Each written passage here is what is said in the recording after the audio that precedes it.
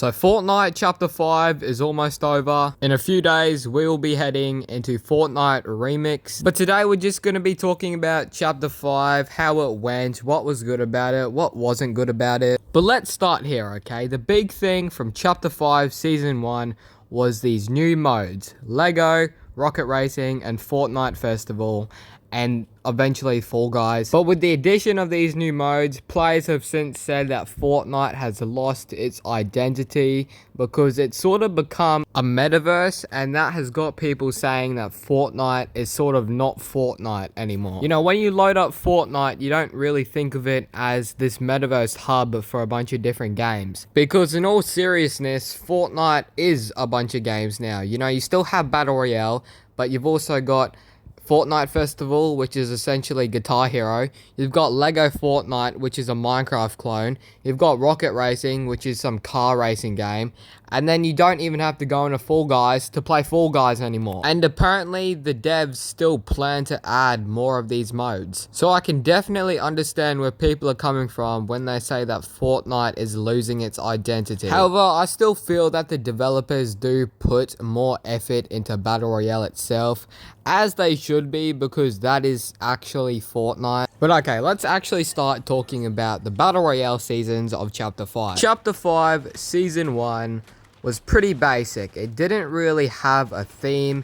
It was about the underground and the society being against each other. But looking back, it still added some really big features to the game. One of the biggest additions were medallions and changing the way bosses work in a way. Instead of simply just dropping a mythic gun and like a little vault card or some sort of mythic weapon, you'd actually get these medallions, which would start off by just giving you shield, but then they changed it to actually give you like abilities. And some of these abilities were actually really useful and good, meaning it was worth it if you were trying to kill the boss. And I feel like that's an update that a lot of people are forgetting wasn't even in the game prior to Chapter 5. And I really hope medallions stick around for future chapters, because these things are really good and are much better than just vault cards and mythic weapons. Another big update from Chapter 5 were the weapon mods. Mod stations were added to the map, and you were able to put things like sniper scopes, underbarrels, suppressors,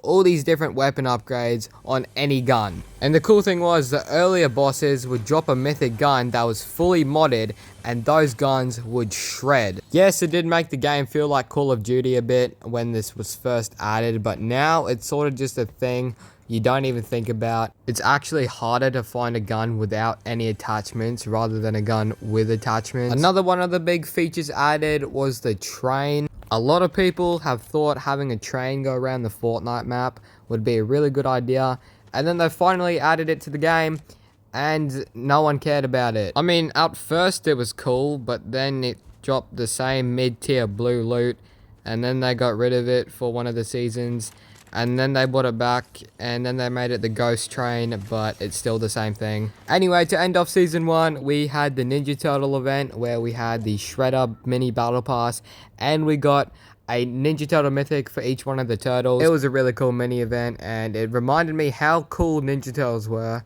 and how much I love them. Let's move on to Chapter 5 Season 2, the Greek mythology season. All the hype for the season led the Fortnite community to have one of the biggest excitements ever. And for the most part, this season was really cool. The battle pass was stacked with Greek gods. The Greek gods had these really cool mythics and items. You could fly with the wings of Icarus. There was this insanely cool looking Zeus Thunderbolt mythic, which got nerfed really bad. The banana of the gods became the best food ever added to Fortnite. And all the bosses were really, really cool to fight. And you'd like knock over some of their statues, which would summon them.